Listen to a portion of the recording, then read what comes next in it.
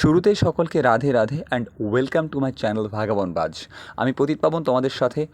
আজ আমি আসাম যাচ্ছি অ্যান্ড সেখানে অনেক ঘোরাফেরা হবে, সুতরাং ভিডিওটা শুরু থেকে শেষ অবধি সাথে থেকো। আর সাথে কী কী ক্যারি করলাম চলো সেগুলো তোমাদেরকে দেখানো যাক এবং বহিরগাছি থেকে জার্নিটা স্টার্ট করা যাক।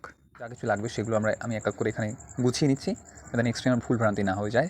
তো যেমন তোমরা দেখছো, যাবতীয় যা ডকুমেন্টস যা দেখতে পাচ্ছ আমি সবগুলো গুছিয়ে নিচ্ছি।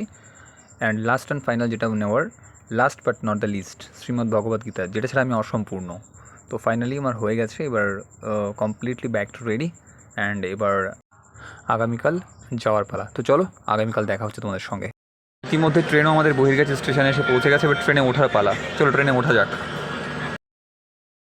ট্রেনে উঠে তো গেছিলাম, কিন্তু ভিড়ের পরিমাণটা অনেকটা বেশি, দেখতেই পাচ্ছ। আশেপাশে পুরো আমি চেপে চেপে বসে আছি, পুরো গ্যাদারিং চাই। সো পরিশেষে আমরা এসে পৌঁছে গেছি কলকাতা স্টেশন। তো কলকাতা স্টেশন দেখতে পাচ্ছ লেখা। তো এবং আমার সাথে যে বন্ধু যাকে বলে আমি পরিচয় করাবো, সেটা হচ্ছে সঞ্জিত, যার কথা আমি প্রায় বলে থাকি। তো আমরা এবার ধীরে ধীরে আমরা এখন যাবো হচ্ছে আমাদের যে ট্রেনটা, সেই ট্রেনটার দিকে এগোবো। সো মাই ফ্রেন্ডস, এটাই আমাদের সিট। আমরা সাইড লোয়ার অ্যান্ড সাইড আপার নিয়েছিলাম। এখানে ট্রেন আর বন্ধুরা থাকবে অ্যান্ড নিচে হচ্ছে আমি। তো এটা নিয়েছিলাম আমার পাশে যে জানলা, তো একটা সুন্দর ভিউ আসবে। ফাইনালি আমাদের কলকাতা থেকে আসাম যাওয়ার যে জার্নিটা সেটা শুরু হলো। আসলে ট্রেনটা আজকে অনেকটাই লেট ছিল, প্রায় 2 থেকে 3 ঘন্টা লেট। তো চলো একবারে গুয়াহাটিতে নেমে তোমাদের সঙ্গে কথা হচ্ছে।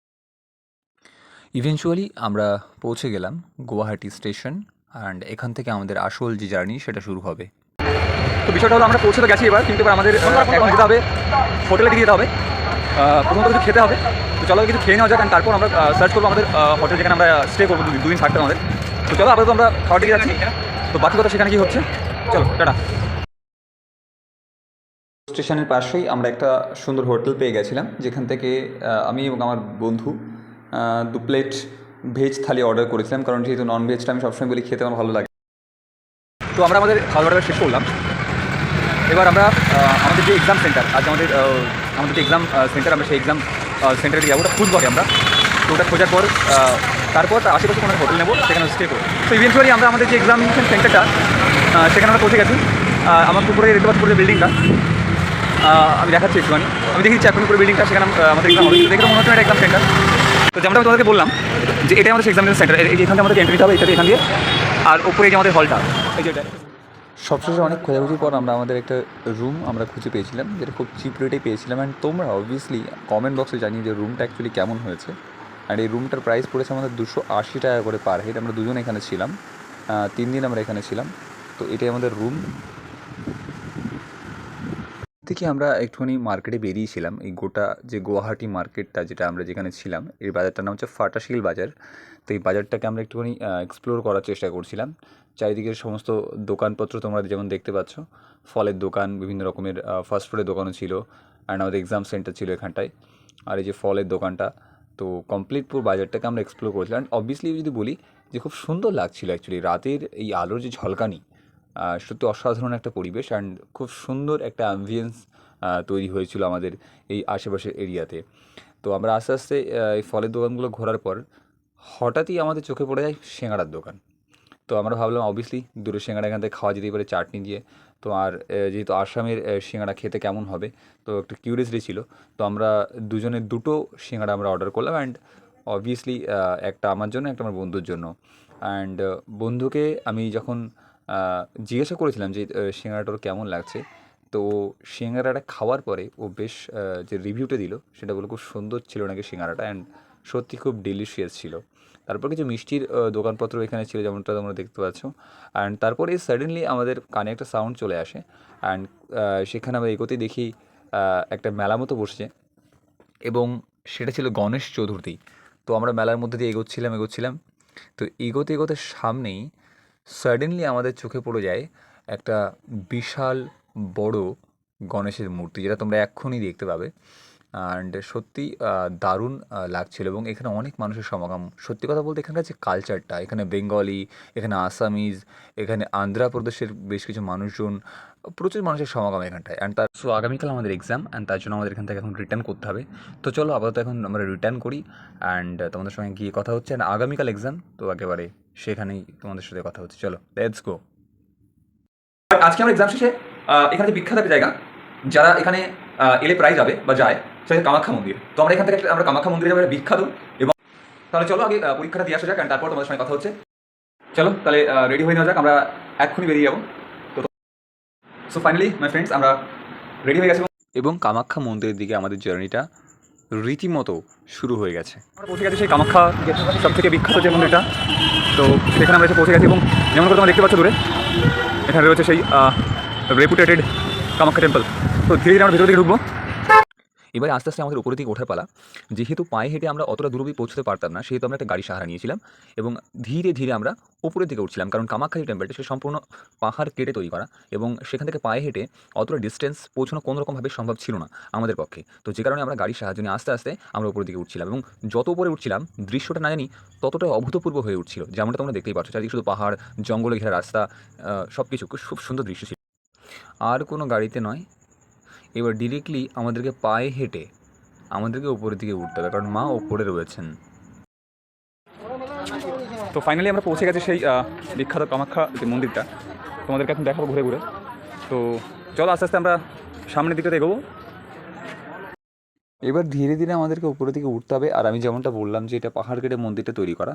তো চলো আস্তে আস্তে আমরা উপরের দিকে উঠতে থাকি এবং তারপর ফাইনালি আমরা মায়ের মন্দিরে আমরা প্রবেশ করি। তো সামনেই মায়ের মন্দির, তোমরা আমার সাথে থাকো অ্যান্ড তোমরা দেখতে পাবে যে মায়ের মন্দিরটার দ্বারে এসে পৌঁছে গেছি আমরা। তো আমরা মায়ের মন্দিরে প্রবেশ করছি। তো চলো, আর এখানে কি পাঠা বলে কোথাও আছে আমি শুনেছি, দেখো দেখতে পাচ্ছ যে ছাগল এখানে রয়েছে। সত্যি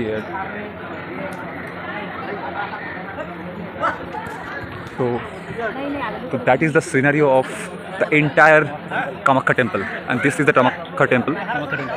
এত সময় তোমরা কামাখ্যা টেম্পলটা যে আউটসাইডের সিনারিও সেটা তোমরা দেখলে, এইবার তোমাদেরকে ভেতরের দিকে দর্শন করাবো এবং ভেতরের পুরোটা তোমাদেরকে নিয়ে পরিক্রমা করাবো। তো আমার সঙ্গে থাকো এবং দেখতে থাকো কামাখ্যা মন্দিরের পুরো ভেতরে যে অংশটা, সেই অংশগুলো। শুনেছি মা নাকি এখানে খুব জাগ্রত, যে কারণে আমি একটু হাতে স্পর্শ করে অনুভব করার চেষ্টা করছিলাম মাকে। যদি সেটা আমার সাধ্য নয়, তারপরেও মাকে একটু অনুভব করার চেষ্টা করছিলাম আর কি। তো কী সুন্দর দেখো, দুটো পায়রা এখানে গুটিসুটি মেরে এরা বসে আছে। এরাও আমাদের মায়েরই হয়তো ভক্ত বলা যেতে পারে। এবং দেখো সম্পূর্ণ যে পাথরগুলো কী সুন্দর কেটে করা। এই অংশটা কামাখ্যা টেম্পলের ব্যাক সাইডও বলা যেতে পারে, বা পাশের যে সাইডটা হচ্ছে সেটা বলা যেতে পারে। তো এই পুরো ভিউটা আমরা নিয়েছিলাম। দেখো আশেপাশে মায়ের সুন্দর করে মূর্তি গড়া রয়েছে, মন্দিরের সাথে সাঁটানো রয়েছে। তো এখানেও পুজো আর্চা কম বেশি হয়। ইভেন আমরাও এখানে একটু একটু পুজো আর্চা করেছিলাম। এই যে অংশটা তোমরা সকলে দেখতেই পাচ্ছ, এখানে পাঠা বলি প্রথা রয়েছে, এখানে পাঠা বলি দেওয়া হয় মায়ের পুজোতে। সো ফ্রেন্ডস, আমাদের পুরোপুরি যে মন্দির পরিক্রমা করা সেটা শেষ হলো এবং আমরা আস্তে আস্তে এবার বাইরের দিকে যাচ্ছি। আমাদের রুমে ফেরার পথে একটা অভূতপূর্ব দৃশ্য তোমাদের সামনে তুলে ধরলাম এবং একটা কথা বলি, আগামীকাল আমাদেরকে চেক আউট করতে হবে। তো চলো, কাল কথা হচ্ছে একবারে। সো ইভেনচুয়ালি আজকে আমাদের শেষ দিন ছিল এবং যেরকম দেখতে পাচ্ছ যে আজকে আমরা চেক আউট করলাম আমাদের হোটেল থেকে। আর অন্যথা এখান থেকে আমরা একটা দ্বীপের মাঝখানে একটা টেম্পলে আমরা যাচ্ছি, খুব সুন্দর সিনারিও হবে ওখানে। তো চলো ওটাকে এক্সপ্লোর করি আর তোমাদের কাছে। সো উমানন্দ টেম্পলের দিকে আমাদের জার্নিটা শুরু হলো এবং আমরা আস্তে আস্তে সেই টেম্পলটা থেকে এগোচ্ছিলাম, যেটা সম্পূর্ণ পাহাড়ের উপরেই অংশে রয়েছে। So my lovely friends, eventually we have reached hour destination. যেটা আমাদের জন্য আকাঙ্ক্ষিত ছিল, আমরা ভেবেছিলাম যাবো সেই টেম্পলটার কথা তোমাদের একটু বলছিলাম রুম ছাড়ার আগে, ঠিক উমানন্দ যে টেম্পলটা। তো আমরা সেটা যাওয়ার জন্য একটু দেখাই। তো চলো ধীরে ধীরে এগোনো যাক, অ্যান্ড আমরা আমাদের টিকিটটা এখান থেকে বুক করে নেবো আর তারপরে আমরা পৌঁছবো উমানন্দ টেম্পলটা। আমি তোমাদের ভিউটা ঘুরে ঘুরে দেখার চেষ্টা করি পুরো নদী।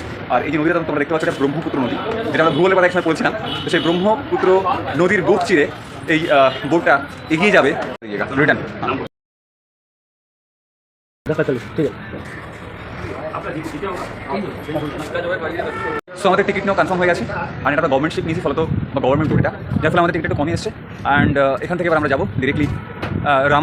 এখান থেকে এক্স্যাক্টলি আমি তোমাদের আশেপাশের পুরো অ্যাম্বিয়েন্সটাকে দেখানোর চেষ্টা করেছি। দেখো কতটা সুন্দর অভূতপূর্ব লাগছে দৃশ্যগুলো, আর এটা আশেপাশের পুরো পরিবেশটা।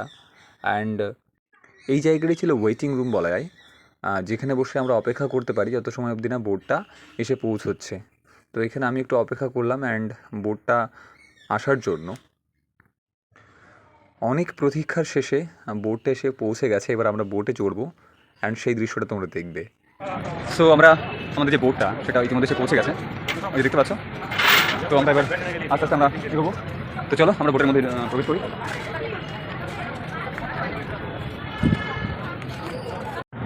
সো মাই ফ্রেন্ডস, অলরেডি বোটটা কিন্তু স্টার্ট হয়ে গেছে। তো আমরা দেখতে পাচ্ছ কি তোমরা, দেখো ধীরে ধীরে আমরা কিন্তু এগোচ্ছি একদম। ওকে, রিভার, আর আমরা যে রিভারের উপর দিয়ে এখন এগোচ্ছি সেটা হচ্ছে ব্রহ্মপুত্র নদী এটা। এবং চারিদিকে যদি একটু ভিউটা তোমরা দেখতে পাও, তো দেখবা চারিদিকে পাহাড় অ্যান্ড জঙ্গলে পরিপূর্ণ। এবং আমরা পুরোপুরিভাবে ব্রহ্মপুত্র নদীর একদম বুক ঘেঁষে আমরা এখান থেকে এগিয়ে যাচ্ছি, যদি তোমরা একটু ভালো করে ফলো করো।